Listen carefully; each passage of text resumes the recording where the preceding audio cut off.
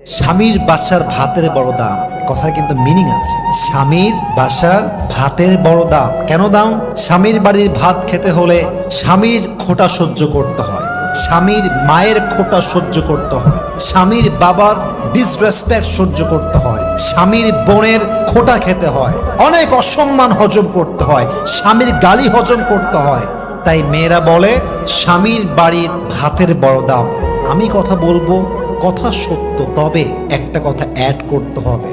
যদি আপনার স্বামীর বাড়ির ভাতের দাম এত বেশি মনে হয়, তবে মাথায় রাখবেন বিয়ের পরে স্বামীর বাড়ির ভাতের দাম যে পরিমাণ বেশি, আপনার নিজের বাপের ঘরের ভাতের দাম তার চেয়ে বেশি। বুঝবেন, জাস্ট তালাকটা নিয়ে বাসায় যাবেন, তাহলে বুঝবেন।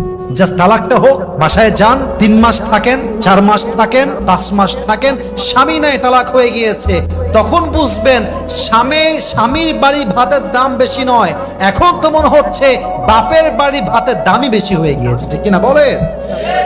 একজন তালাকপ্রাপ্ত মেয়ে লিখেছে, যদি একবার সুযোগ পেতাম, একবার চান্স পেতাম, বাপের বাসা ছাড়তাম, আজীবন লাথি খাই, গুতা খাই, অসম্মান খাই, স্বামীর ঘরে বসতাম, স্বামীর ঘরে বাঁচতাম। তালাকপ্রাপ্ত মেয়ের কথা এটা।